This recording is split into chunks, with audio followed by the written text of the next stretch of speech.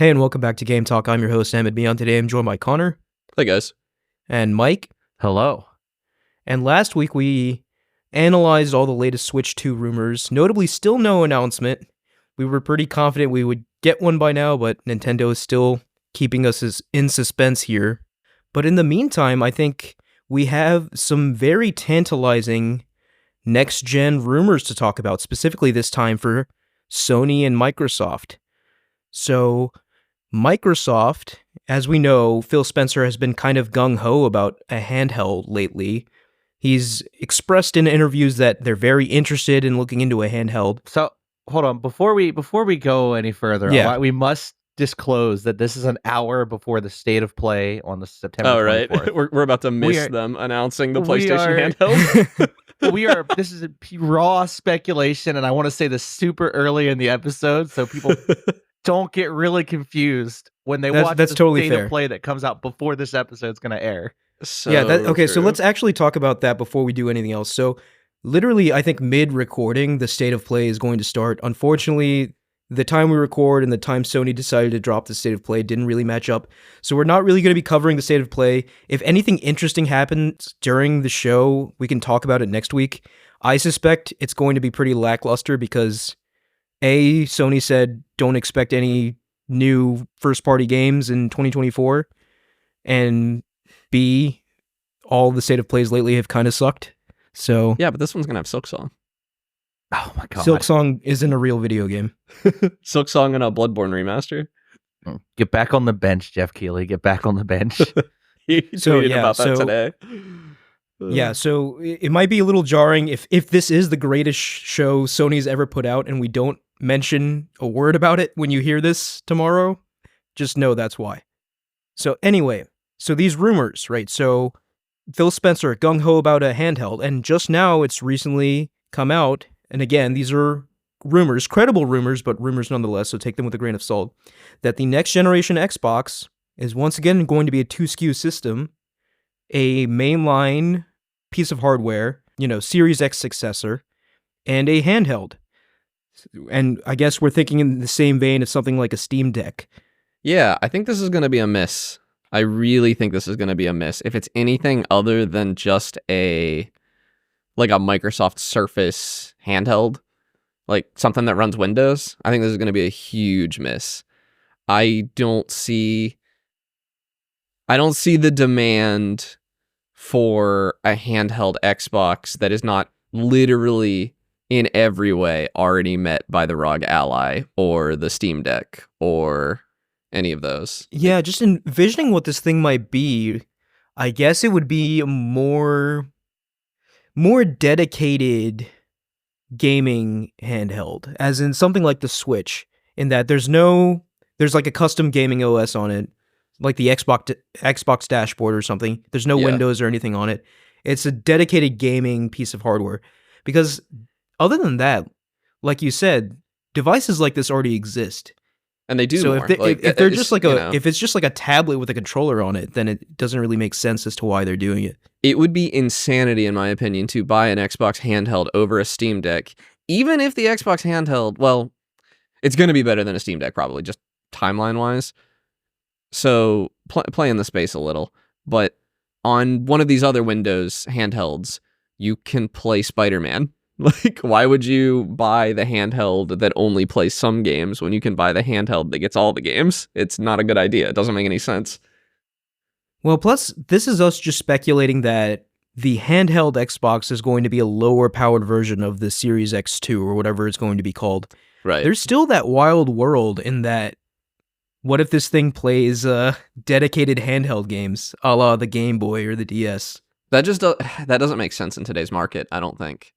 I agree with you, but it's a fun kind of conjecture. The Switch first and then the Steam Deck just kind of confirmed that there is room for a game designed around handheld play, but there's not really room for a console that is only a handheld, or a console that only plays those games. People just don't seem to really want. There's not a hunger for that anymore. Yeah, the Switch is the hybrid. Even the Steam Deck can be a hybrid. You can plug it into a TV.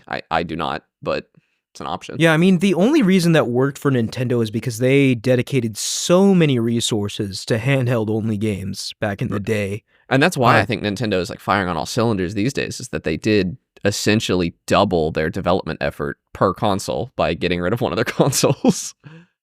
Right, they folded all of that into one kind of design. So yeah, dedicated handheld in this day and age, yeah, it's hard for me to believe. Although, don't get me wrong, I would love such a thing. I love dedicated handhelds. I love my PS Vita. Yeah. I love my Nintendo DS. No, there is room in the market for something that fits in my dang pocket. I hate that, Steam these Deck, handhelds Switch, are getting bigger and bigger, yeah, right? they're not pocketable anymore. It is great. My analog pocket, it actually gets way more use than I thought it would when I bought it. Even though it's only playing retro games, it fits in my dang pocket. I can actually take it on the bus when I'm not carrying a backpack and take it wherever I'm going.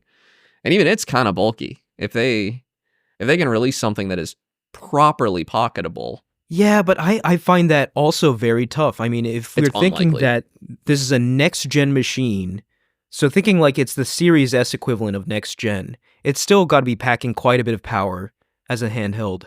And to shrink that down into that form factor where it could fit into your pocket is quite the stretch, I think. There's a lot of things up in the air. I also, if it's going to be a next-gen console, is it going to be x86? Probably. There's kind of a war going on. Yes, it is. Right now. So it is going to be x86? Yeah, apparently no ARM next gen for anyone. Yeah, so that's interesting because no, you say for anyone, it is very, very likely at this point that the next Steam Deck is going to be ARM. Valve just I don't know if it was a leak or I'm not actually sure what it was, but there is confirmed evidence that Valve is working on a Proton layer to play x86 games on ARM. So it's likely that either the Valve Deckard, the new VR headset, or the Steam Deck 2 are going to use ARM, which makes a lot of sense. ARM is a better mobile processor. It uses less power. Wait, I need to ask you here. So you said Valve Deck or Steam Deck 2. Are those two not the same thing? The Valve Deckard.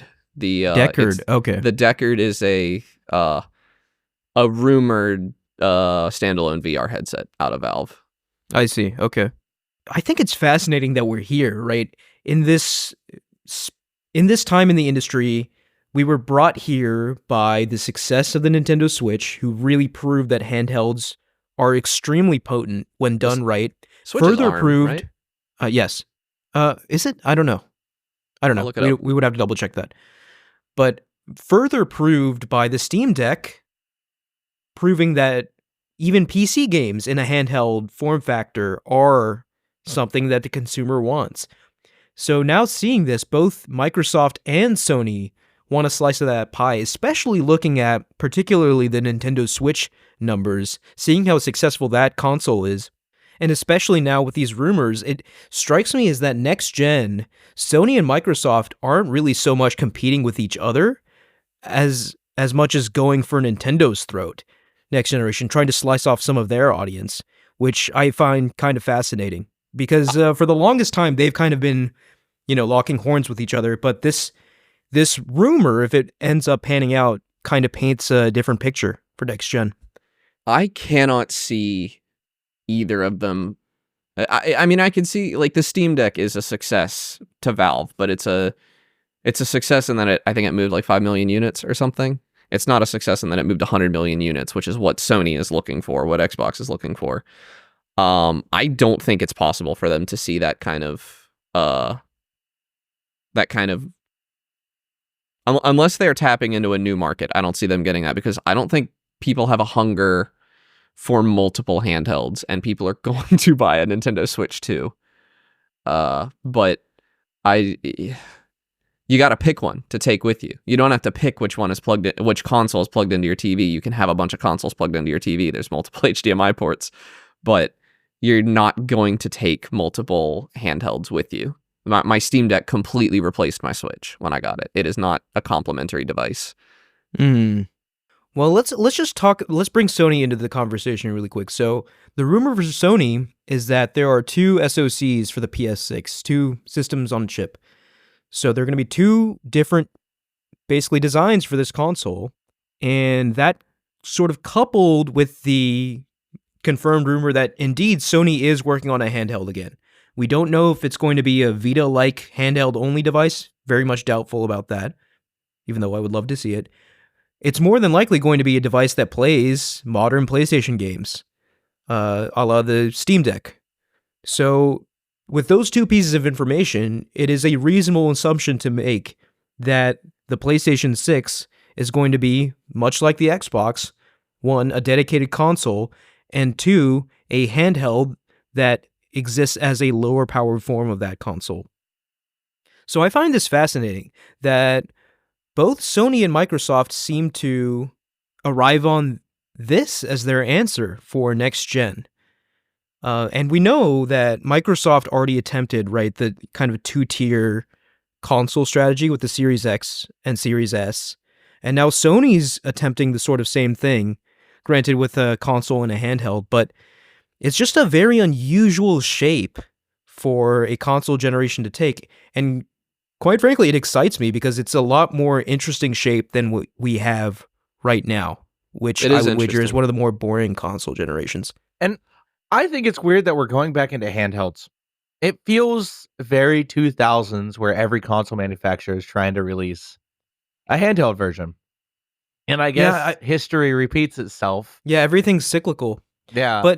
But the signs are there now, right? Like Nintendo has proved without a shadow of a doubt that people want handhelds. Yeah. And now that Steam mobile, has also proved it. Yeah. I would argue that Steam has further proved it, in that, like, one could argue that, okay, people want handheld Nintendo games, but no, Steam came out and proved that people just want handheld games. People will take a compromised experience to play the games on the go, for sure. And I think the kicker is that in at least Western countries, I can't speak for the more handheld heavy Eastern countries. People don't really use mobile devices for gaming as much as they do for just everyday tasks. There's not a lot of solid, good games on mobile that aren't already available on another platform that people would rather play it on. And in the United States especially, people like to be able to transition from one device to another seamlessly. We have cloud saves now, a Steam Deck. You can play Slay the Spire on your PC, walk outside, go to the park, and continue playing it on your Steam Deck. And that's the compelling sell for the Steam Deck for me. Buy it once, have it on your Steam Deck. It'll run on the Steam Deck too. It'll run on my PC at home. And then you have the same saves. Yeah. And Sony can offer a similar experience to that. I question whether they can provide it as well as Valve does. I think any of these companies will make something that outsells the Steam Deck. Well, I really, really doubt their ability to make a product that is as good. Well, I just want to comment, right? I don't know about Xbox, but certainly for Sony, they already have seamless cloud save syncing. Right. Yeah. So does Xbox, all of that is built in. It is just the overall experience. I have a hard time. The Steam Deck is so good. It will be very difficult to beat. Now, on the other hand, we saw it with the PlayStation Portal, where it's just a streaming device. Yeah. You're effectively paying like $200 something. $200 for a streaming device, which sold $200 very well. For a mobile phone with a controller. That's a great point to bring up too, because I think Sony saw how well this thing was selling and they were like, hold on a minute. I agree. Even this thing, which is not even a dedicated gaming device, people are gobbling this thing up. Yeah. All the tea leaves are all reading that now is the time to try for a handheld again. People are hungry for it. So I think Portal being a success further pushed them in that direction. So much so that it looks like PS6 is going to be a handheld in one form. I think we agree, no matter how this plays out, the handheld is going to be weaker than the home console for Xbox and Sony. Do you think that this is maybe them hedging their bets a little bit? The PS6 is going to be $600. The PS6 handheld is only $450, $400. Oh, yeah, that is absolutely part of the equation. These consoles, like we discussed before, are becoming more and more expensive to manufacture. You better bet your PlayStation 6, like the console version, is going to cost, okay, let's just say we are 2 days prior to the PS5 Pro being available for pre-order. And I think when that happens, we'll get a very clear picture of where the market stands on premium price consoles. If this thing sells out within minutes, then it's over. Sony, that is a sign to Sony that they have carte blanche to price the PS6 much higher than you'd probably think it should be priced. So I could see, if people are gobbling up the PS5 Pro, I could see a $700, $800 PlayStation 6 and then maybe a $400 PlayStation 6 handheld. Yeah. But I don't trust Sony to not drop the bag like they've been doing recently. What do you mean? They've been dropping the bag heavily. No, but I mean, recently. how do you think they're gonna fumble this? Oh, well, there's a lot of ways. I mean, I think the most colossal fumble in Sony's history, perhaps, is the PlayStation Vita. It's either that or Concord. Concord, my God. Maybe it's them shooting their PC ports in the foot too. Because even Ragnarok requires PSN for some reason. Not if you mod it out. Yeah. They did. They did announce. Remember, they did announce that all their games going forward would require a login, which obviously is not going to go over well. That's a super fumble. They're going to kill their PC market, and we're already seeing it in sales. Them putting timed exclusives on PCs are just not working. No, I mean, we finally have seen Final Fantasy's numbers, Square Enix's, and it is killing them releasing late to PC. They're not even selling. I do want to point out, Square Enix and Sony are two very different cases. For Square Enix, it very much matters having all those numbers day one. I mean, for Square Enix, it really matters because they absolutely kneecapped their sales by only being PlayStation exclusive. Squeenix doesn't need to care because Squeenix makes hand over fist profit off of Final Fantasy 14. No, but for Final Fantasy 14, but if you look at all their kind of financial reports, their conferences, they're always saying Final Fantasy 7 missed our sales expectations. Final Fantasy 16 missed our sales expectations. And so at this point, these games aren't. Is it Squeenix making their sales expectations way too high because every game that's probably they release a huge part of it. Yeah, that's probably a huge part of it. But I do think that their sales expectations might be met if they just released on everything day one. Because Final Fantasy 16 was a PlayStation exclusive for a long time, like a year plus. Same with Final Fantasy 7 Remake, same with Final Fantasy 7 Rebirth. So you fumble out of the hype cycle for these games. Yeah. You compare it to like Helldivers, where the Steam release day and date with PC or PS5, and it sold double on Steam or look at than it Yakuza, did on a more comparable game. I would think Yakuza it did amazing on Steam. Yeah, they sell double on Steam than they do on the home console. And Sony is shooting themselves in the foot on PC by so I just wanted to address that point, right? Like, obviously, yes, they would sell much better on PC if they release day and date, but I think the issue is for them is that right now the PC sales are such a small fraction, and they're investing so comparatively little to get it on PC that it's just not worth it to them. As in, Ragnarok sold something like, well, we don't know how much it sold, but it has like 36,000 active users on Steam, which is not a lot for a game of that caliber. Yeah. It's an excellent game, but people are just not playing it, probably because it came out way too late. It's an old video game now. But my argument is on PlayStation, Ragnarok has already sold like 10 million plus copies. So Sony has already made their money on Ragnarok. They're just getting a little extra bonus by putting it on PC. That's how they see PC right now. Obviously, that paradigm could change. It's an extremely flawed way of looking at PC because, I mean, PC, we're getting really off topic right now, but Steam hit its highest numbers ever last month. I think it was 38 million concurrent players on Steam.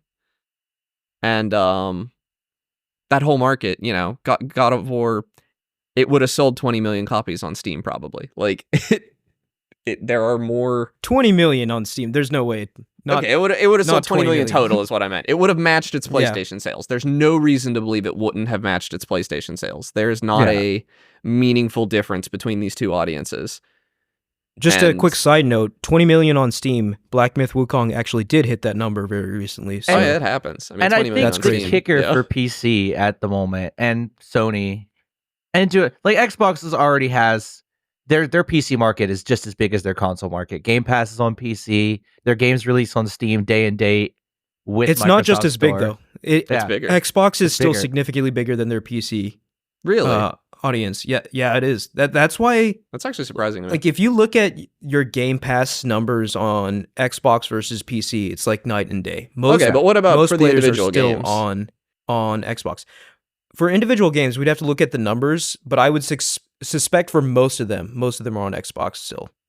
The way I see it is, I'm a PC first gamer. I'm budget conscious, and I'm not gonna go. There's not a lot of games that will draw me to pay $600-$700 on a console.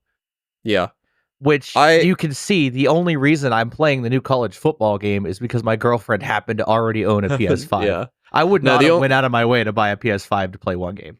Buying a PS5 was not on the menu for me until they released a cool PlayStation 1 looking PS5. Oh my god. That might make me buy it. That is giving me so much anxiety, man. I'm telling you. Changed the whole conversation. I am going to try my best to get my hands on one of those. They only made 12,000. 12,000. Why don't you just pay Pros. a guy on eBay $10,000 to try? I don't want to do one that for you. Yeah. Did you see that? Wait, no. Is that real? There was a listing on eBay. A guy wanted $10,000, and the listing was, "I will attempt to get you a PS5 Pro." That has to be a joke. That's crazy. But yeah, I mean, this thing is going to be a bloodbath. They haven't even announced what time this thing is going live, so it's just going to randomly tomorrow. What if it's not though? It's just going to randomly go up. It'll be at the State of Play, surely. I hope so. Yeah, but yeah, this thing's gonna crash their website, and it's going to be a bloodbath, and I'm probably not going to get one because, well, here's what's going to happen. In my attempts to get one of the special edition PS5 Pros, I will fail at that, and that'll take so long. All the regular PS5 Pros will also be sold out, and I'll just not get one. Yeah. I was going to say, because the regular PS5 special edition is not going up this week. That's not coming up until October, I think. Oh, really? Okay. Yes. Well, no, I thought it was like hitting retailers in October, but like PlayStation Direct is the PlayStation Thursday. It's not the same day for the Pro and the normal one. Okay. I did read that. So but if man, you miss the Pro, you might still be able to get. But like, what an improvement just a few color swaps can make to a design. All of a sudden, that PS5 design looks sleek as heck. Yeah. That console looks so good. Yeah, that's one I'm excited to have in my living room. I love the controller too, with the original button colors and everything.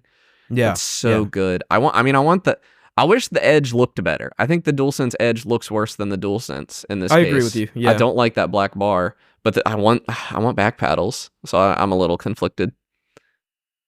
But man, yeah, I hate that I'm gonna try to get this because I just know I'm setting myself over up. $1,000. Yeah, it'll probably be. I'm guessing it'll be $999 because it comes with a lot, dude. It comes with the vertical stand. It comes with a DualSense Edge. It comes with a normal DualSense. It comes with a controller charging stand. It comes with a lot of stuff. It does come with a lot. Shoot, I wouldn't be surprised if it was like $1,230 or something like that. Like.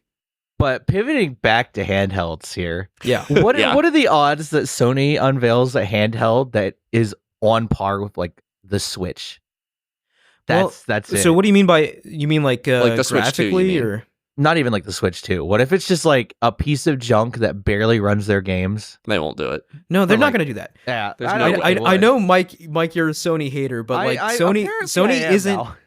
They have made some high-profile mistakes very recently, but they're still largely very successful at what they do. They're not going to put out a hardware mistake. I don't. Yeah, Sony's only made me a hater because of the last like 4 years of their existence. I bought the PS4. I enjoyed the PS4.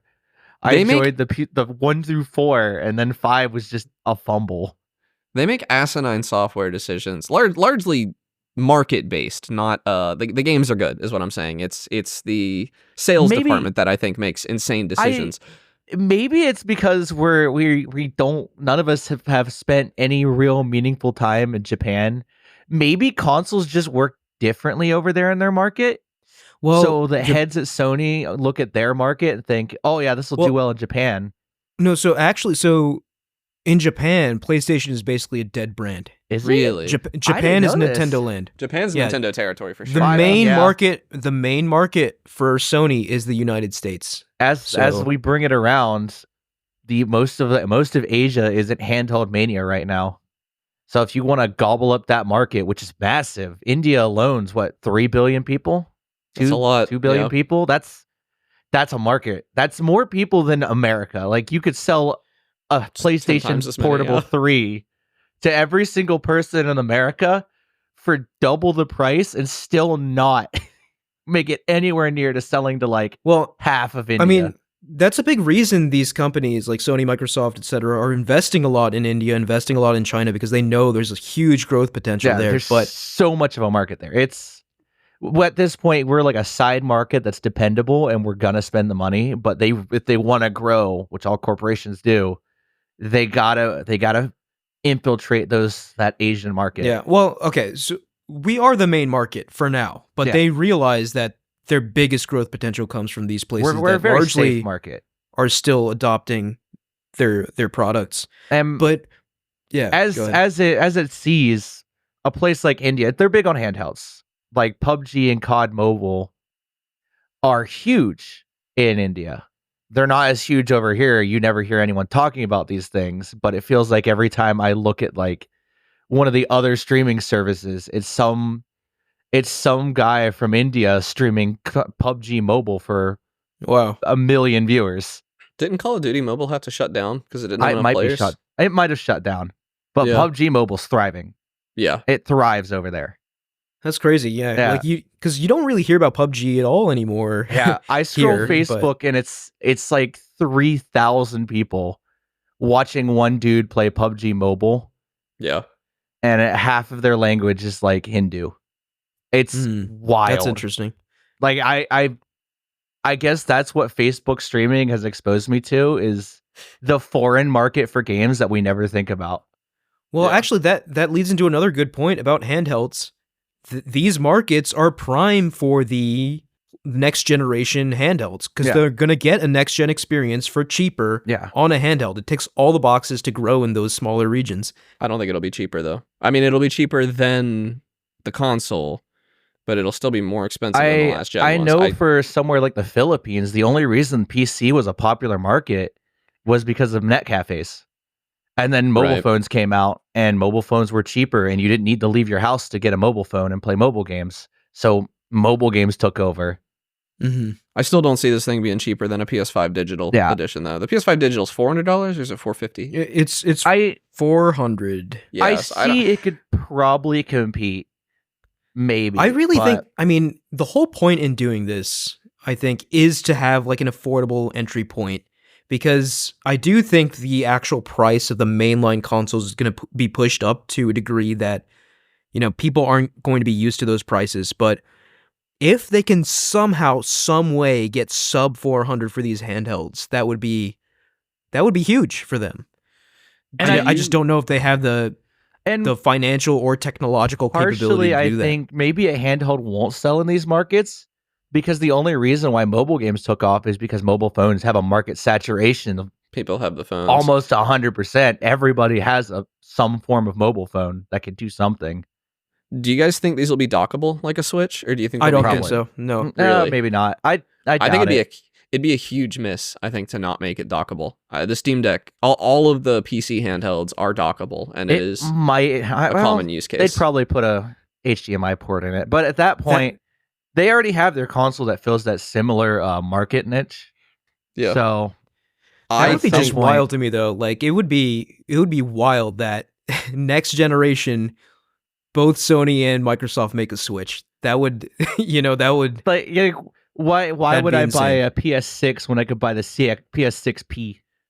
I mean, my hypothesis for this, I think you're right. I think Sony doesn't do this because they want a clear delineator, and Sony fans are rabid and will buy the handheld and the console.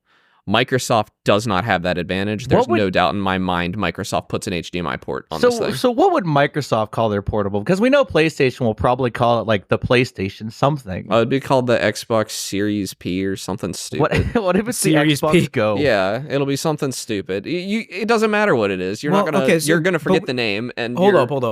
So Xbox came out here with this series nomenclature for this gen, but the Series Go, as we know, this gen is doing they probably even worse than the Xbox One generation. Do we think they abandoned the series name and once again try to reinvent themselves? Well, I think it's weird because Xbox's naming structure has never made any sense. Maybe some like Microsoft executive thought that naming their second console the 360 because they took the whole market for a 360 was a good idea. 360 was a cool name. It was a I very think cool 360 was name, and fine. symbolically, it's like, oh, we pulled a 360. It's now No, because it's a box. It's like 360 degrees. And their icon all was a there. circle, 360 degrees. But the one made no sense because now you have to differentiate between the OG Xbox, which most people just called the Xbox One, and the Xbox One, which nobody talks about at all. No one talks about it all. Well, it made sense at first because they were positioning Xbox One to be an all-in-one console. It made sense. For It was never sports and good. gaming and sports and TV and sports. You know, that was Microsoft fumbling the bag because no one bought a console specifically to watch Netflix on it. They just get a Roku stick at that point. There are way cheaper options to do everything that the Xbox One wanted to do other than play games. Well, yeah. I mean, they've learned that lesson the hard. Yeah. They're still learning that lesson. They're still learning this. Like the whole push to put it all on one box, it's just not going to work. It's never going to work. If people want to just watch TV shows, why are they going to spend $400 on something that can play banjo? Like they're just going to spend their money on a Fire TV stick on Amazon for $14.99, you know? You know what I'd like Xbox to bring back? I'd like them to bring back the Elite name. Xbox Elite. That was a good I kind of like that. But they can't. Yeah, well, I was going to say they can't name a generation that, but they absolutely can. They don't care. The Series X Elite. What if they just call it the Xbox 360? That's not confusing at all. Well, they do it. They do it. They don't care. The 360 too. Yeah. I just thought the 720 would have been cooler, but no, apparently they completely dropped any semblance of making sense with their naming structure. Because even Nintendo at least has something symbolical with their names. That's all assuming it's even gonna be an Xbox, which I really think it'd be a huge miss for it not to just be running Windows. Because there's no reason if you're releasing a handheld. No, that can't be. And I'll tell you why that can't be. Because at that point it's just a PC. And yeah, which is better in every way. But people just buy a netbook. Console purchasers want a console, not a PC. No. Because you can just put a front end on it. You can make it like because that's already what an Xbox is. An Xbox is. Are you saying you as PC. in the user or you as an Xbox? The developer, Xbox. Okay, they could put a front end on it Connor's so that you never see Windows. Connor is an anonymous software engineer at Xbox right now. He's someone putting great ideas to Phil Spencer's ear, and Phil Spencer saying, "But what if we call it an Xbox?" But it is such an obvious slam. So they should put a front end on it, make it an Xbox, and it opens into the Xbox store. There's a whole UI, but you can buy these PlayStation games and play them on it. They're I don't see any world in which that happens because like consoles are very kind of dedicated machines too, and they're optimized for one specific thing. Putting Windows on it, however, like even if it's like a compromised version of Windows, it's allocating resources to something that doesn't really need to be there. I mean, if they could strip down Windows to the point where it's just a front end. Yeah, that's what an Xbox does now. They already use a stripped down Windows. It's not a proprietary OS. It's just stripped down to the point where it works similarly. But and the PS5 is just a stripped down Linux distro. Yeah, like it's. We're gone past the days where console manufacturers painstakingly code their own OS. That went away with the PS3 and 360 generation.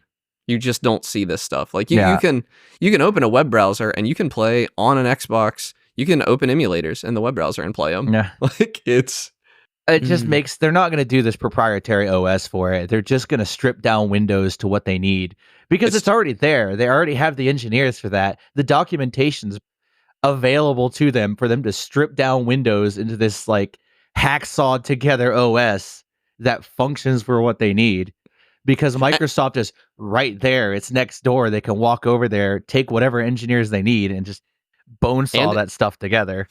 If they don't do it, if they do not let you do that, Valve is going to release a Steam Deck 2 and they're just going to wipe the floor with Microsoft because it will just be a better product in every way. There will be no distinguishing feature other than Steam has more and better games than you can buy on the Xbox One. They would be identical products. Valve for Proton just took Linux and just improved its compatibility with gaming. They just took a Linux distro and supercharged it. They just made it better. Yeah. And it's going to get even better because Microsoft recently announced they are taking security out of the kernel. So kernel level anti-cheat will be a thing of the past soon, which means Proton will be able to play multiplayer games. And I don't know what anti-cheat are going to do if there's no kernel level. I guess they're just going to take I guess Microsoft's just going to lock down their kernel. Yeah, Microsoft's moving it. They're still going to have those abilities. It's just going to be in a different place. And they might Proton will be able to emulate it. Yeah, they might just lock down their kernel so where nothing can go kernel level anymore and add another layer in between it. Yeah, because I just don't. The only reason kernel level anti-cheat exists is so that people can't throw cheats out at boot. Yeah, this puts Valve in an insanely good place for a second Steam Deck, though. If both console manufacturers, everyone's coming out blasting with handhelds. Yeah, Sony, Valve, Microsoft, Nintendo, Valve, everyone. Valve is in the position to have the exclusives from both. As a PC gamer, it looks more and more attractive to just go with a Proton distro for my PC instead of running Windows if I just want a gaming PC. Because Proton just works. If Fortnite would run on it, I would have very little reason to have Windows installed. And it has compatibility layers too. Like instead of having to hassle with like Wine for Linux, you could just boot up the game and it works. No, a video game from the 90s is more likely to run on Proton than it is to run on Windows. Because Valve put everything to make it compatible. That thing is just built for gaming. It is not built for productivity. Valve understood the mission. Gaming is a huge industry. We need operating systems that are just geared for gaming. You can't run Excel on the Steam Deck. Well, you might be able to. Yes, you can. You can? You absolutely can. You can boot the Steam Deck into a normal Linux OS if you want to. That's wild. And you can. It's just a laptop. People will go and flock to an operating system that is just for gaming. We are no longer in an era where you need to justify buying a PC for productivity. Where it's like, that further kind of reinforces my point, right? If these consoles have OSs strictly for gaming, then that's going to be a more attractive sell. The PC market still has to deal with that because it's antiquated. Back during the console crash in the 80s and everything, PCs had to sell themselves on the fact that they could be used to game and do office tasks. But the 80s were 40, 50 years ago now. You don't need to sell a PC on the fact that it can do Word document typing anymore. The Steam Deck is just the handheld that Sony and Microsoft would have to beat, and it's hard to beat. Yeah, they can't do it on exclusive. Microsoft at least cannot do it on exclusives because every game they release is going to be playable on the Steam Deck. Are just Steam Decks, and they're not as good. Universally, they are not. They run better. They run the games better. Often, they have better hardware. But every review I've ever seen just says buy a Steam Deck. Yeah. I would argue that the true test to the Steam Deck is going to come when PS6, Xbox Next come out, because this is Sony and Microsoft, right? I hate that. They're going to call it the Xbox Next. You just called it. I hate that. Someone in Microsoft, that would be a terrible name, is listening into our conversation and thought, that's a great idea. Write that down. The Super Xbox. But I think it'll be a fascinating landscape because when that happens, you've got all of these kind of titans of the industry all iterating on the sort of same idea. We're going to see probably some serious innovations in the handheld space. Yeah. So it's going to be sick. What kind of innovation? We're going to see good hardware, I think. We're going to see games run well. I don't see anything other than a screen in between two halves of an Xbox controller. I feel like the handheld space is kind of stagnated because we've kind of figured it out. We just need to put a controller on a screen and call it a day. Yeah. There's not much you can do to make it crazy because Sony tried it with their pass-through back touchscreen on the Vita. Unless they do a foldable or something insane like that, and I do not think anyone is willing. Nobody's going to take that risk. I don't know. I'm excited for this future though because like I said, it's certainly a more exciting prospective generation than what we have right now, in which everyone has their own handheld they're also fighting with. But I do want to float the idea again. Like, do we think there's any chance at all that either Sony or Microsoft would be like, okay, we have some handheld exclusive games? No, I think there's zero chance of that. Xbox especially is not going to do that. Xbox is having enough trouble releasing games at all to Game Pass. Also their mantra of play anywhere. There's no way they release a game that is only playable in one place. It's Sony, maybe. Sony's a maybe. I highly doubt it for Sony as well, but like I personally I would really enjoy that, but I think it's super stellar that we are opening a new front in the console war where the trenches are so deep in console hardware that you can't even see out them anymore. They're like 20 feet deep trenches at this point. And now all of a sudden, Microsoft and Sony are digging new trenches on the Valve front. Yeah. Well, it's on the Valve front, but like also I said, it's on the Nintendo front. They're really kind of taking aim at if this is all true, right? This could all be nonsense, but if this is all true, they're taking aim at Nintendo in a way they haven't really done in a long time. It's market share that they see, and they realize that console sales haven't really grown spectacularly in the last couple years. They pretty much stayed the same. A new console comes out, the people that want it buy it, and then they replace their old one. It hasn't grown. Yeah. So Nintendo is who they're aiming at. I think that's pretty clear. They're not looking at the Steam Deck sales and saying we should do this. They're looking at the Switch sales. Right, because on this scale that we're talking about like tens, hundreds of millions of units, whatever. The Steam Deck is a success, but not at the level of someone like a Sony, Nintendo, Microsoft. So they definitely want to be... There's going to be a battle to be the new king of handhelds next generation. I think Nintendo's fail-fast approach to releasing consoles is what's kind of keeping them alive in this space. Because the Wii U, massive failure. They didn't let it stop them. They released something that was even better than...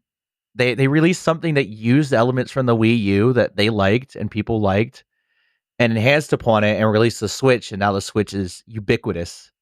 Same thing with the Wii. The Wii was pretty much... Every household in America had a Wii at some point. So I want to go back to something you said, Ahmed. You were talking about the... you said you would really like a console that gets exclusive games that are just for the handheld. And I kind of don't understand why. Because we still get games that are designed that way for the Nintendo Switch, but they are often released, especially indie games, are designed for the handheld form factor, but then still get released to other consoles. Like Monster Hunter Rise was clearly designed handheld first. Right. But then was released everywhere else, and it was the same game everywhere else. It is the same game, yeah. See so why the exclusivity helps at all. It honestly is, I mean, it's just something I want, and there's not even a real rational reason behind it. It's just sort of a nostalgic thing where it's like, okay, here's my handheld game. This is the only place I can play it in my hands. That's basically it. There's no like economic or technological reason, you know? Because I don't want to buy two consoles because Sony doesn't want to put them all in the same place. I know, yeah. Like, I know I'm talking from like a very kind of unique, privileged perspective. Yeah, so I mean, it's really not going to happen, right? It's not going to happen. The future of handhelds is, like you said, like the same game running on your console, running on your handheld, just maybe downclocked significantly or something. So but the more interesting question to me, right? Because like this is certainly the path they're taking, where you're playing these games on both your handheld and your console. Is the PlayStation and the Xbox handheld, for that matter, are they going to be like a PlayStation 6? Like, is the PlayStation handheld going to be able to play PS6 games? Because they have that would be quite the feat to me. They can't put out a PS5.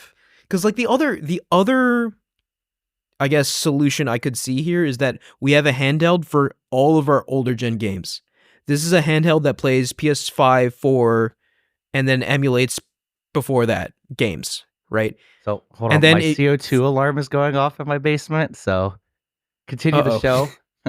Okay. If I don't come back. All right. Okay. Well, good luck. So that's one avenue. A retro console could be cool.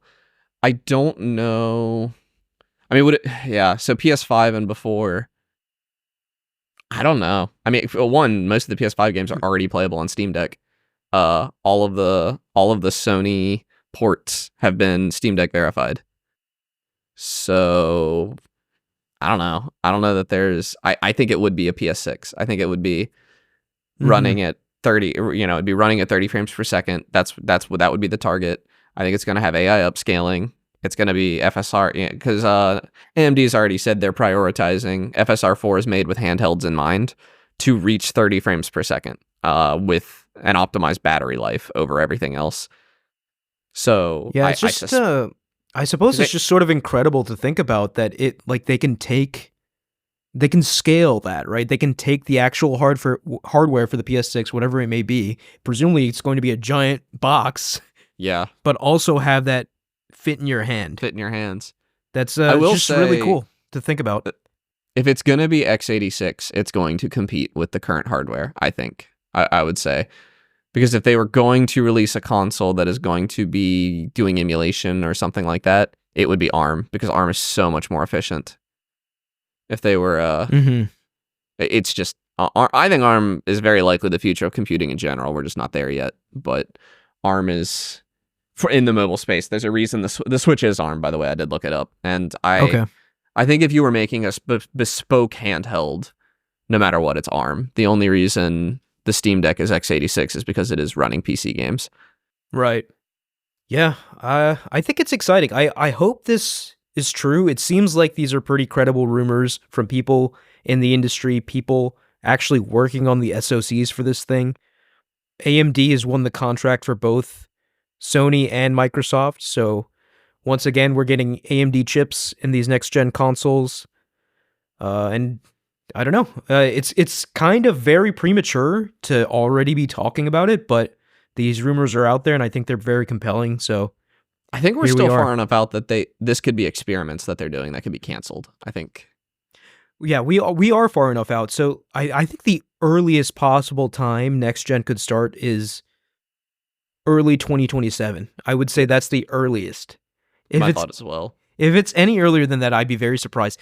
Actually, I wouldn't be too surprised if Microsoft kind of starts next gen prematurely just to kind of get ahead of Sony. I could see that happening.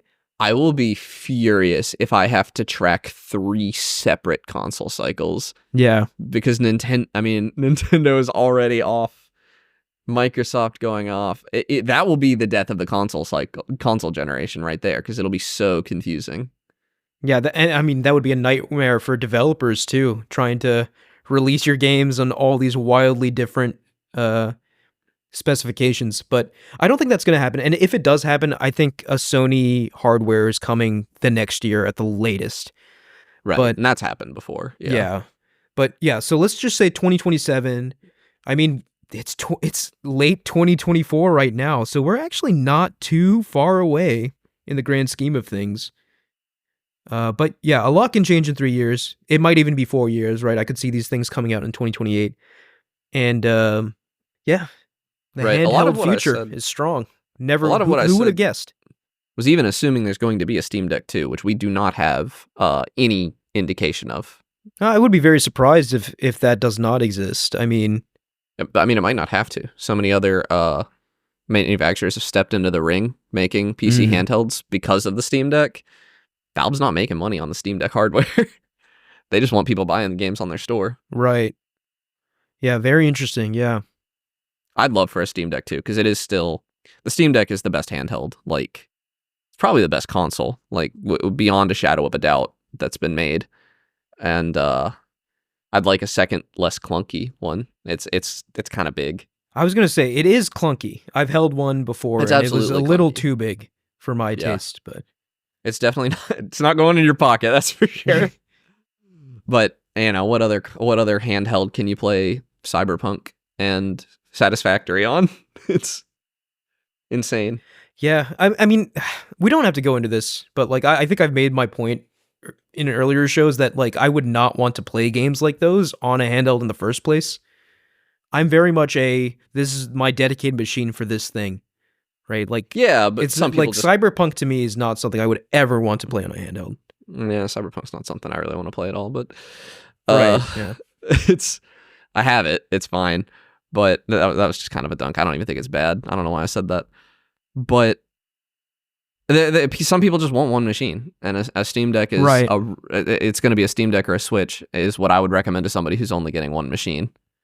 Steam Deck or a Switch, and I mean, you get some overlap there, but two very different libraries. Yeah. But yeah. Yeah, by library, the Steam Deck is just unbeatable by any console. It has just a ridiculously large library stretching back 20 years. Mm. I mean, longer than that. Yeah, I'm excited for the future. I think. Do we get the UMD back, do you think? No. These things are just going to be digital handhelds. Do you think for we'll sure. get a movie cartridges? Or I mean, I would. I love cartridges. I'm a huge fan Yeah. of cartridges, so I would love that. But I think very obviously we're not getting any kind of physical media in the next generation. I Do mean, we I don't get even think the mainline consoles are going to have disk drives, unfortunately. No, maybe as attachments. Do we get OLED at launch on either of these, do you think? I would think Sony, yes, Microsoft, no. I'm going to guess no on both, just to keep Really? costs as low as possible, because I think the main goal for this is going to be an affordable entry into next gen, and if they really want to stick to that, they have to aggressively cut cost. But Sony is going to try to sell it as the Lamborghini of mobile gaming, the same way they do with the PS5 and the Pro. That's true. I mean, they're going to have to walk a very fine line because they don't want to price their audience out, which they might be in danger of doing. I guess we'll see when the PS5 Pro sales are kind of revealed. Depends on We'll see OLED what tech kind of at the direction time. that goes. I think we're at a very interesting inflection point for PlayStation, because in many ways you can kind of look at the PS5 Pro as an experiment for next gen. And if it's a successful experiment for them, they will have their confirmation that, okay, these customers are willing to pay higher prices than we previously thought. But if not, then maybe the prices are kind of reined back in for next generation. So Right. I do think we're kind of at that inflection point where very soon they're going to have data that'll sway them one way or the other. Yeah. All right. Yeah, so that was a fun bit of speculation. Again, like, all of this could be proved wrong, but This could be proved wrong as we speak right now. Right, yeah. Potentially. But no, I thought, I mean, at the very least, it was a very fun thought exercise of what a potentially handheld next generation could look like. I see Mike has returned to us. Maybe. You good now? I don't know what happened. I don't know whether it was bugging out or something. I'm still You should standing around probably- waiting.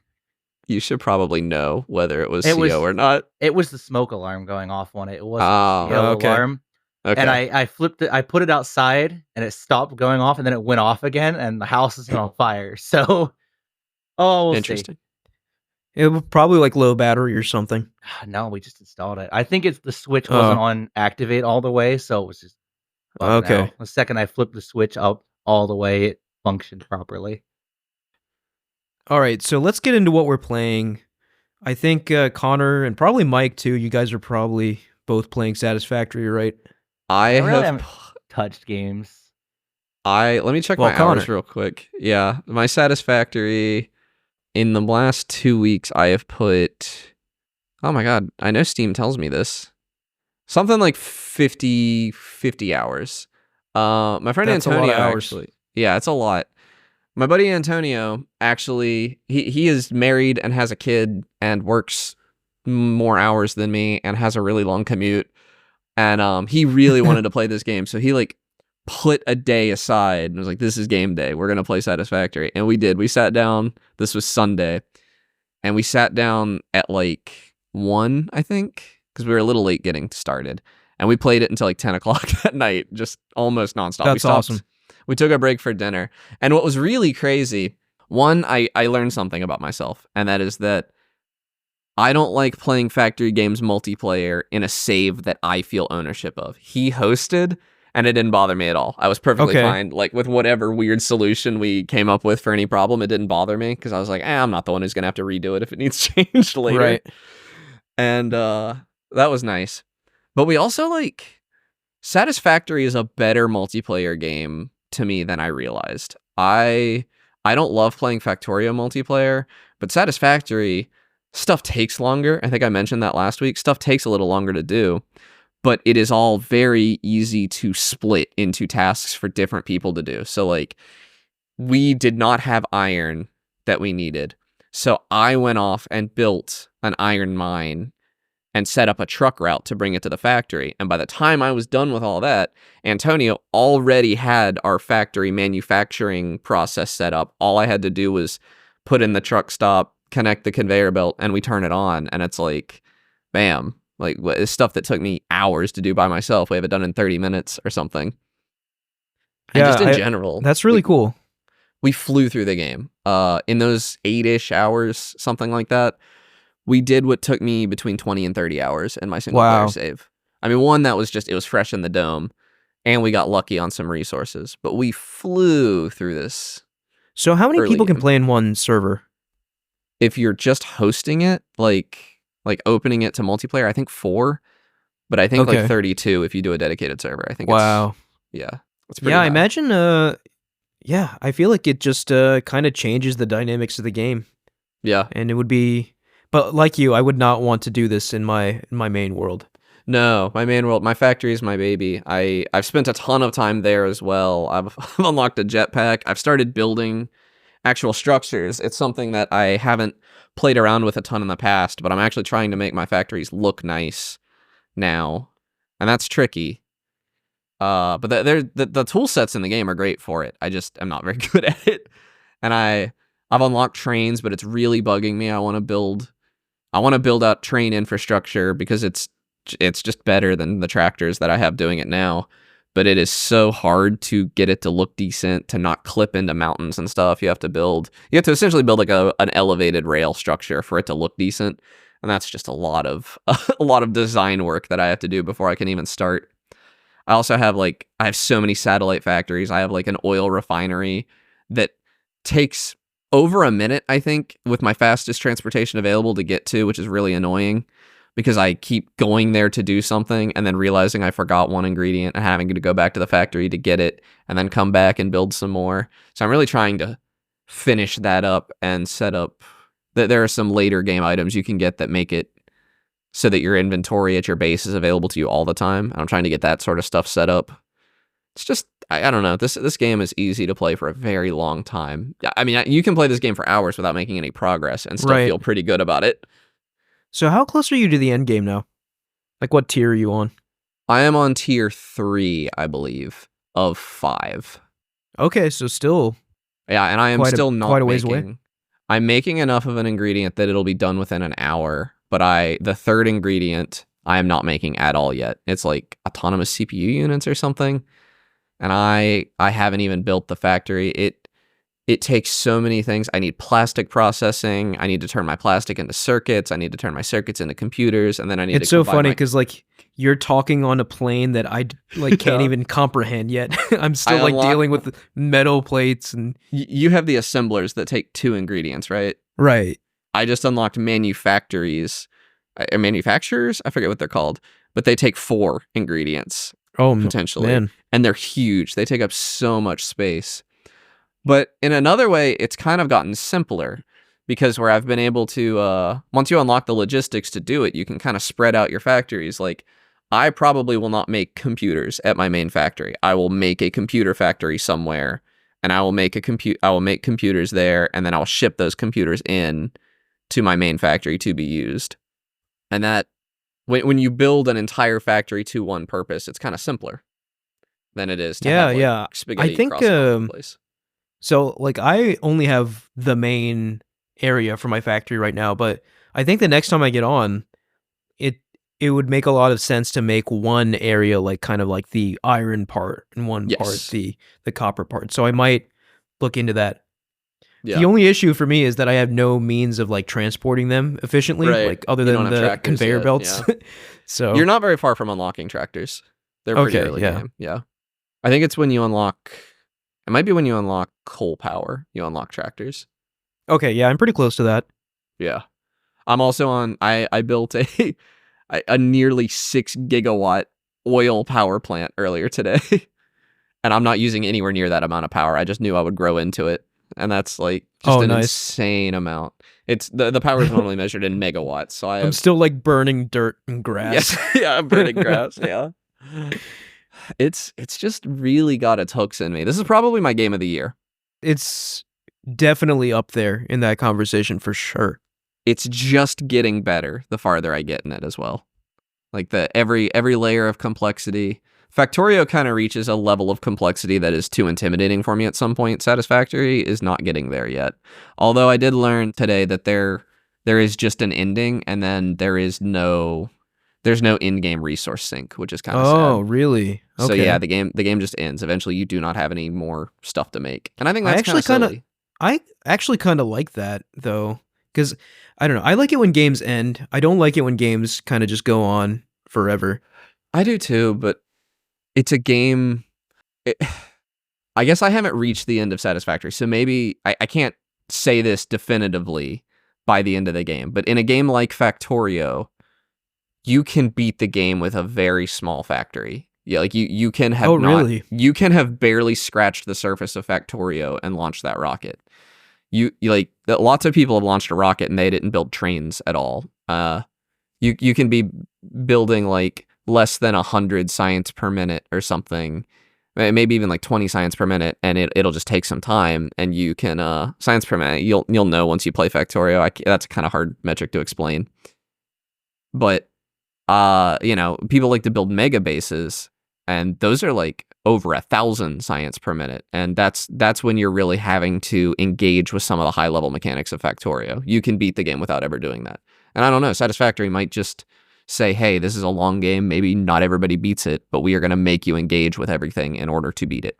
And I hope it does. I hope it makes me do everything, because otherwise since there is no, I'm not going to make up my own end game goal. I don't think I have that in me. I need to be given something to do. And yeah. No, I agree with you. Yeah, I'm looking forward to getting back into it. I must say, you showed off your factory prior to us recording here, and it looked very impressive.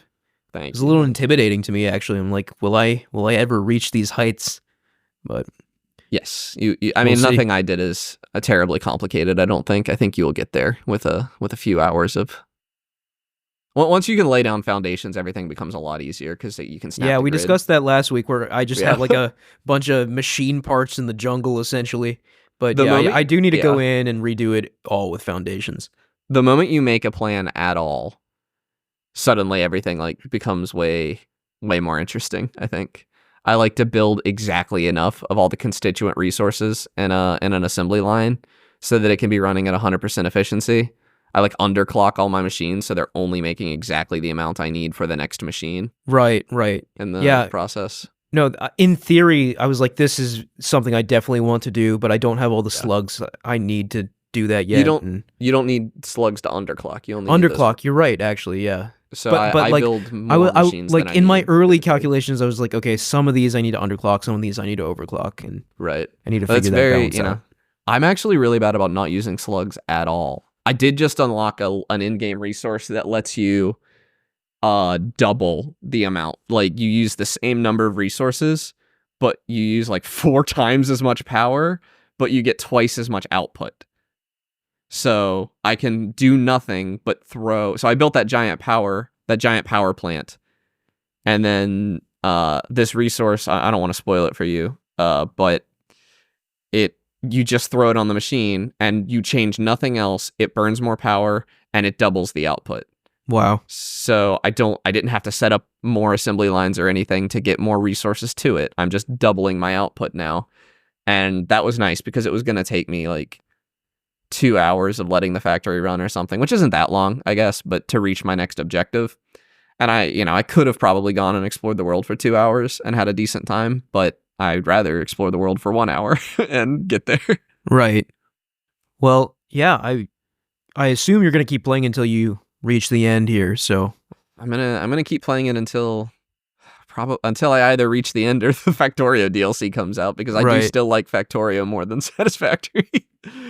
Factorio is the GOAT. All right, well, I'm sure Mike would have had some stuff to say, but he had a small emergency and has left us for the rest of the episode, I think. So tragically. I'll go next. I've been playing the Plucky Squire. How do you like it? I've not heard And great things. I don't like this game. I'm Yeah. sorry. Yeah. That's pretty much what I've heard It's, from everybody. Yeah, it's an interesting one because like usually I'm pretty agreeable to the Metacritic scores. I Yeah. think this has like an 85 or something on Metacritic, and I cannot fathom how it has that score. I saw an Like- article that said Plucky Squire is what happens when a Zelda game doesn't trust its players. Yeah, that Kotaku article. So I saw that and I Kotaku immediately was like, sometimes I'm not interested in Kotaku this has game at great all. takes, sometimes they have like really bad takes. Like their Astrobot take was horrendous. Oh yeah, I saw But- that. That take was But bad. their take on Plucky Squire is dead on. The biggest problem with this game, it has good ideas. It has, I would argue, even great presentation. Like Yeah, it looks gorgeous. the Yeah. graphics, the kind of world they're presenting through the storybook, all that's pretty clever, that's well thought out. But the game just treats you like a moron. I get it. This game is probably targeted towards children, but children do not need this level of handholding. Every 5 minutes, you get paused by a character saying an inane line of dialogue, explaining some extremely intuitive mechanic. All like the if the- puzzles basically just tell you the answers. It's like if It's, the Ragnarok puzzles were the whole game, right? Like that was the impression I got. I guess so. Yeah, like none of the like a game like this is built off of puzzles too, right? Yeah. That's the whole point. The combat is just So it's sort way of whatever. worse than it. Yeah. But the puzzles aren't very good. Some of them are a little creative, right? Like you're playing as Jot in this storybook, right? It's the whole game is a story. So occasionally when you go into a level, you see these words written on a page, right? And like the illustration accompanying the words is kind of like the level. And then you can take the words and basically remove a word and put it into another sentence, and depending on what that sentence now reads as, that'll change the world. That sounds like a fun mechanic. And that's a great idea, right? That's a fantastic idea. And it's done pretty well, but I think that's like the highest high this game has to offer, right? Like, so like, say you come across a broken bridge. You remember a few pages ago, you had the word huge. So you can go back a few pages, jump into the book, grab the word huge, replace the word broken with huge, and suddenly you have a mended gigantic bridge to cross, right? That sort of thing. Yeah. Which is cool, right? Like that's a cool idea. But the issue is they never really take that idea far enough. Like all the solutions are basically just spoon-fed to you. Every puzzle has an NPC right there where and granted they don't spit it out, but if you just talk to them once they'll be like, "Oh, why don't you try this?" And that's just the solution to the puzzle. And that normally wouldn't be too big of an issue, but the whole point of this game is the puzzles, right? That's where a game like this lives and breathes, because the combat is just whatever. The level design, not really great. You know, like the story is mediocre as well, which is a shame to me because it tries to be charming and quirky, but it isn't, in my opinion. It's very strange because, again, I don't want to compare it to Astrobot again, but Astrobot on paper, I feel like, is a horrible idea. Here's a game. Yeah, it's a PlayStation ad. Here's a game that's a PlayStation ad with robots that act as some of the characters. On paper, that sounds horrendous, but it's the exact opposite. It works. It's effortlessly charming. Whereas this game tries to be cute and charming, tries too hard, and just does not succeed at it, in my opinion. I've said it once, I'll say it again. A bad idea done well is way better than a good idea done poorly. Every time. And I think this really is a good idea done poorly, because you do see flashes of like, okay, this just on paper is a really good idea. And if it was in the hands of like a different developer, then maybe it would have been executed much better. When I first started hearing negative opinions of it, I was shocked because I remember you telling me that you got this through PlayStation Plus, right? Yeah, so I got it for free, which I'm very grateful for. Free? You pay for PlayStation Plus. Okay, but you pay for Game Pass, right? I'm saying, I was jealous that you got it and I didn't at first, and now I'm like, well, I'm glad I didn't waste my time on this. No, I don't think you would like this game very much. I do think there is split opinion on it. Like, one of my friends really likes this game, and I was kind of surprised. I was just like, oh, okay. Because you think they're not smart enough for the puzzles. Well, That was a I don't. joke. We're not calling your friend dumb. No, but yeah, it was like I was like, okay, I don't really like him. He was just like, oh, really? That's kind of surprising to me. I was like, huh, and it was like, Yeah. there is a bit of a split opinion about this game. I think if you can look past, I think if the charm is sold to you appropriately, you will dig this game. But I just don't think it is naturally a very charming game. See, I thought from the trailer, I thought it was extremely charming. I was immediately on board when I saw the trailer. I think it would be charming if it didn't stop you every 5 seconds to give you a weird, inane bit of dialogue or like some pointless drivel. Like that's really what this game does. It's just kind of a chore to play. At the end of the day, I think that's the biggest sin, and that's really the biggest sin for any game. If it's a chore to play, then what's the point in playing it? So, and Satisfactory is kind of all chores. Well, yeah, It makes the chores fun. It does make the chores fun, but it is literally chores. right, yeah, right, yeah. It's all about execution, right? It's all about execution. It's all about how you feel when you do it, and I feel. But I will good. say, like, I get that good brain chemical. I really want to give games multiple shots. So I did sit down on multiple occasions and played this game. So I'm legitimately like halfway through this game. I think there's 10 chapters. I'm on chapter 5. My opinion of it has slightly improved since I started, but I still do not think it is worth your time to play this game. I have a kind of meta question for you, Ahmed. Is there any amount of you continuing to play this game that was because you knew you were going to talk about it on the show? I don't think so, because I was playing another game that I'm just not going to talk about. I'm going to save that for next week. Okay. But I will say one reason I did keep playing it is because they just hand you out trophies. That was appealing to me. But honestly, even that, like, I mean, I don't think I'm gonna finish this game. So all that being said, I do genuinely want to give games multiple shots, because I do find a lot of times where if I don't click with something immediately, I try again, then I get it, and I'm like, okay, I understand where this game's strengths are. And I do think I understand now where Plucky Squire's strengths are. It's just that I think their strengths aren't that strong. It's just a very mediocre experience overall. I don't know, like maybe in chapter 6 and beyond, it becomes like game of the year level material. Yeah, you shouldn't have to but tolerate 5 exactly, chapters it's been half the game, right? It's been half the game. If it was gonna get good, it should have gotten good by now. So, I think I'm done with this game. And a rare kind of negative viewpoint for me, I genuinely try to find the positives in any game I play, but just sort of bored with this one. Couldn't be me. Yeah. Now, I've absolutely finished games I do not like because I want to come. If I'm going to come, I'm going to come correct when I talk about it on the show. Yeah, I think over 50% is more than enough. I think you've been generous, But like I hate finished Subnautica, for instance. Yeah, that was a little masochistic. Yeah. But it only took me 20 hours. You have anything else to say about Plucky Squire? No, I don't think so. I think I don't know. Like, I think some good ideas on paper, but ultimately it's less than the sum of its parts. I have one other game, and I want to talk about it now because I'm not sure. I think it's going to get buried in the deluge, which makes me kind of sad. But I've been playing UFO 50. I've been watching a lot of UFO 50 on stream. UFO 50 is it's not one really good game. It's 50 really good. It's 50 games, many of which are really good. My favorite's probably Bushido Ball. I don't know if you've seen NL play any of it yet. And Mooncat. I do not have the level of familiarity to know what games are by name. Mooncat is legendary. Mooncat is really fun. Bushido Ball is really fun. Magical Garden is really fun. But this is essentially a collection of 50 NES-ish games, like 80s style games. And these are not mini games. These are the length of what a full game was back then, probably. So they're small for sure, but they are complete games. It kind of feels like 50 really, really polished Game Jam games almost. I'm having a lot of trouble meeting this where it's at.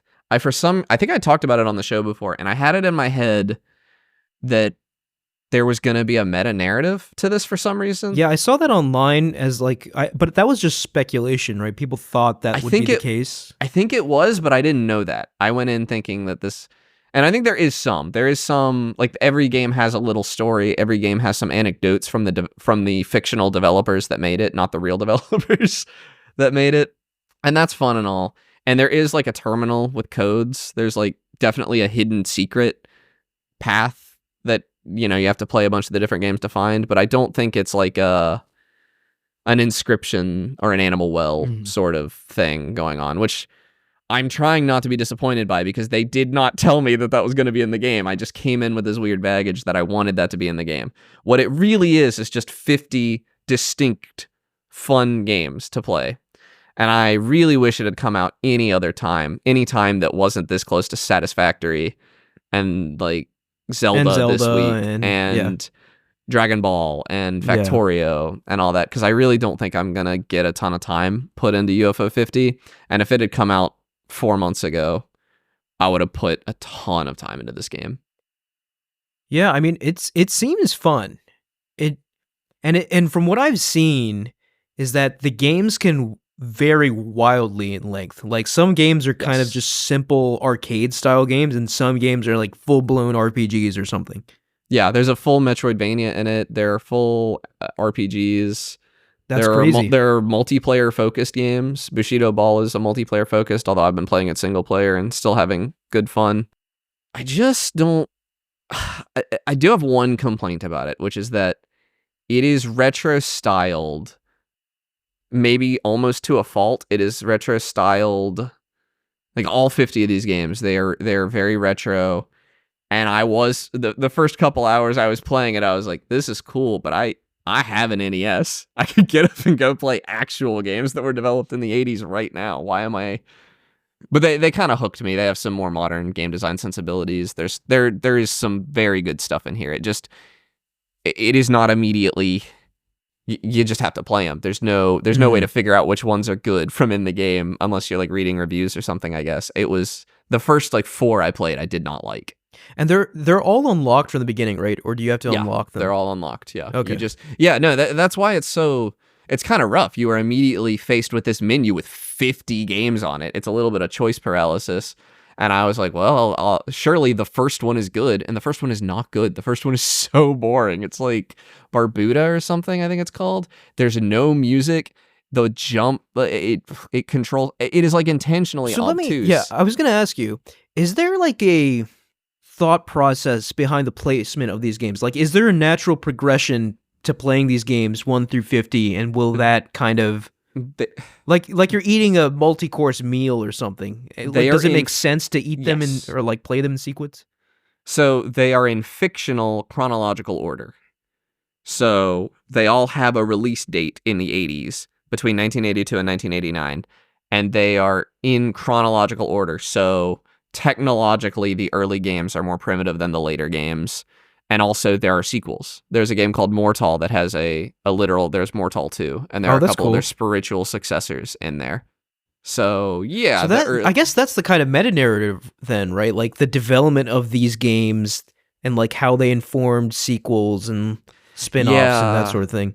I wanted there to be like a beginner's guide-esque, like a developer I could get to know as a person that I'm following through the years or something, and I am not seeing that meaningfully. Not yet, at least. And I've put a reasonable number of hours into this, and I just don't think that's what they were going for. They just wanted to make 50 fun games, and like the story stuff is kind of the toppings. Like it's just extra. Right. No, I this one does interest me, and I do think I'm going to pick it up at some point, but like I think I mentioned last week, there's just so much happening right now that something has to fall through the cracks, and I think this one is going to fall through the cracks just for a little bit. I will play it at some point, though. I hate that it is. This game was supposed to come out in like 2018. It got delayed like 6 years. Wow. It's crazy that why did they release it now? Like with all these amazing games coming out. Because it doesn't... When Derek Yu puts out a game, the creator of Spelunky, when Derek Yu puts out a game, you play it. I'm a firm believer of that. But man, does this game not clear Satisfactory? Like it in the impulse to play it, I could either be building the factory or I could be playing these really obtuse NES games. There's such a clear choice for me right now.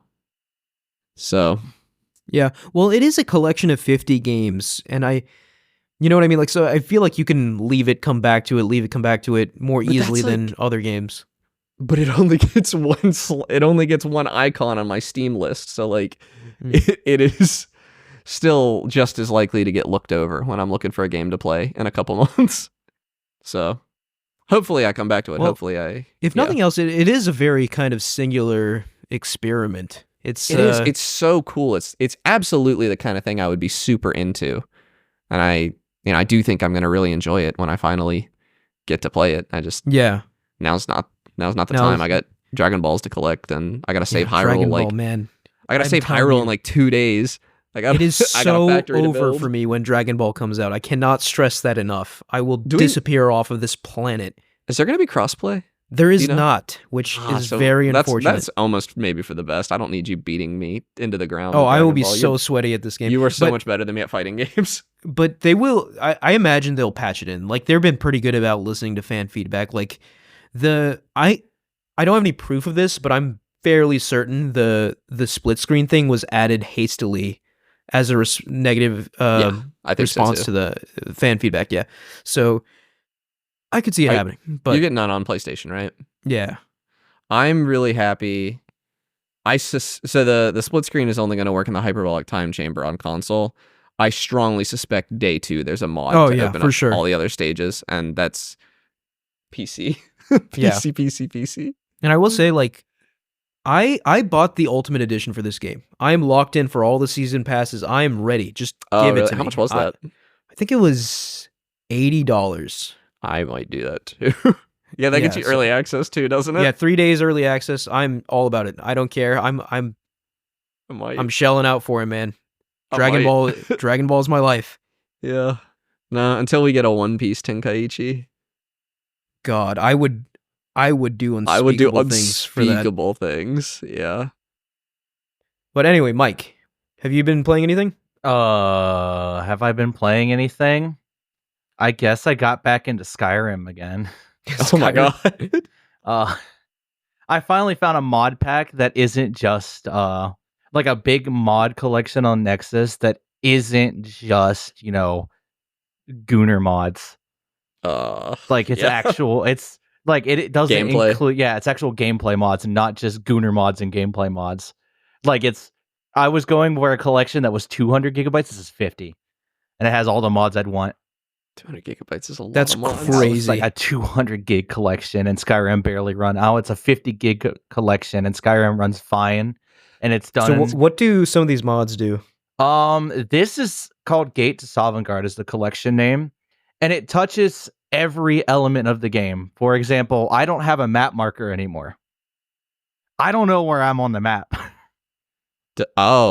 Your player is not marked. Yeah, I could Okay. go into the settings and re-enable that. Originally, it started me off with a compass, but I decided I made a interesting decision to say, yeah, I still need a compass. Yeah. If you're not giving me an icon on the map, I'm just gonna get lost. So give You me can't at just least look a at, compass. the flow of the river, the setting Yeah. of the sun. You can't Yeah, look at I'm the not- moss on the tree. It also starts with survival mode on, but I turned that off as well. Uniquely enough, I can't fast travel without making an item for it. I need like to make a that. travel pack to fast travel. I like a The game's a limit on fast travel. leveled very interestingly too. Like the leveling's been all revamped. it doesn't scale anymore to you. No, I That's might. good. I don't know. Okay. I'm still fairly early.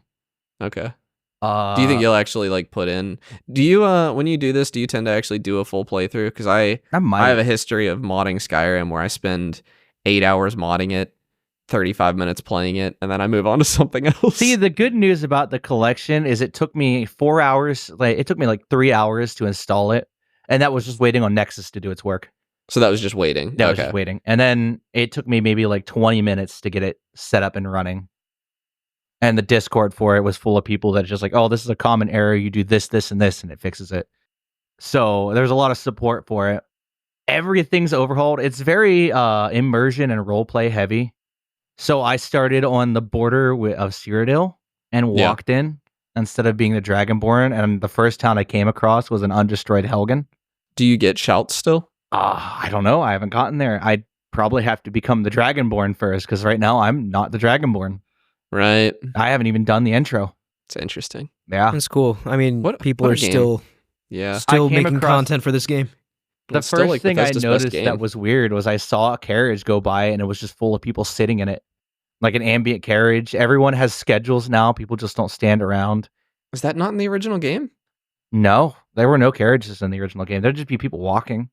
That's crazy. I think Breath of the Wild has like made me retroactively put that in my Skyrim memories. Yeah. Stuff like that. I thought people had schedules in Skyrim They did have schedules in towns, at least. in town. I know that for certain. Yeah. Yeah, it does so much. There's still things I'm picking up. I'm slowly learning more about it. Combat's overhauled. I'm currently running around with a halberd, but Yeah. I got a bounty to go hunt a vampire in a town. So it does enough that I feel like I'm part of the world rather than the thing the world revolves around. Yeah, Yeah. that's a really interesting perspective shift for a game like Skyrim, because the whole point of that game is like you're the chosen one. And Yeah. But the world is so interesting. I feel like it'd be a completely unique and I also think the really fun key experience point- just to be part of it. Yeah. one of the cool things it does, so if I walk up to the bounty board, it only gives me, say if it says, go kill this vampire here, it doesn't tell me where the vampire is. It tells me, hey, there's a vampire in Whiterun somewhere. They usually hang around at this tavern, I love that. which yeah. this tavern was in Rorikstead. So I had to go The- all the way to Rorikstead to go to this tavern. And it It's was a the lot more opposite- engaging than just saying, hey, go to this tavern. There's a vampire there. Kill them. It's the opposite of what Ahmed was talking about earlier with the Plucky Squire. It's putting a lot, and it's one of the things I love about Outer Wilds is the more trust. I mean, the game design has to be good enough that I will actually get to the solution, but putting all of the trust in the player to actually figure out what to do, the more I also more had trust to I buy feel a like hunting is put in license me. for Whiterun. I don't know what it did, but I did have to buy a license to hunt in Whiterun. So but you're not playing realism mode, so you don't have to eat, right? yeah, I don't have to eat. Okay. I bet if you had to eat, that would be a really valuable thing to have. Yeah, I turned off survival mode because I'm not really keen on it. It also has like cold integration and everything, like campfire crafting. Like originally, before I did the little cheat that's considered a cheat to turn the compass on and the sneaking icon on, they were perks in a separate skill tree that I had to do by camping out in the wilderness. Yeah. So I wouldn't have the compass until I camped out a bunch and advanced that skill tree. I wonder what kind of mods they're gonna have for Starfield 10 years from now. Oh my god. I don't know. So- You think it's probably not going to have as robust a mod It has scene a as lot more than I Skyrim. expected based on the reception. It's actually it's no Skyrim, but it's no slouch on the mod scene. People love modding a Bethesda game. Yeah, That did not change just because the Bethesda game wasn't very good. yeah. I'm modding Skyrim. I've completely changed the game around. Combat's harder. It's brutal. I've gotten one shot at least twice, and I'm still early game. So what was this mod collection called? It's Mike? I called don't think Gate you to said it. Sovngarde. Gate to Sovngarde. Okay. Yep. All right. It's for Skyrim Special Edition, which whatever. I never bought that. Yeah. I mean, if you own the Legendary Edition, you probably own SSE I don't- anyway. I do not. I own the plain Jane vanilla 2011 Skyrim. That's you all might I ever bought. have it if you have all the deals. If you bought all the DLC, for Never bought a Skyrim. single DLC. Ooh, I mean, I am- SSE goes on sale all the time, so it's not really a big deal. I am not Todd. Is Todd in What? your ear right now? Yes, he telling is. you. Like, telling if you you what to want say. good mods, just get SSE at this point. Legendary Edition has legacy mods, but most of the mods at this point have jumped to Skyrim Special Edition. Just 8 gigabyte native or a large address aware and x64 where are so much more beneficial to modding than old Skyrim. Game's just You more can't stable. convince me. You can't make me, Todd. Todd made I've had enough of your lies. Well, I wanted Skyrim on PC and I didn't own the Legendary Edition. Oh yeah, you played on PlayStation, right? Yeah, so I had to just Yeah. buy Oh my SSE gosh. because Legendary Had to bite was the never bullet. going on sale. Day one PC player, baby. All right. I think that's it, right? We don't have any more games to talk about for now. No, I'm tapped. All right. So thank you all for listening. You can follow us at Podcast Game Talk on Instagram, Twitter, TikTok. and YouTube. Please click the link in the description to join our Discord and talk to us there. Please like, rate, review us on SoundCloud, Spotify, Apple Podcasts, or any other podcast services you use. Thank you, Connor and Mike. Yeah, see you guys next week. See you next week. Bye.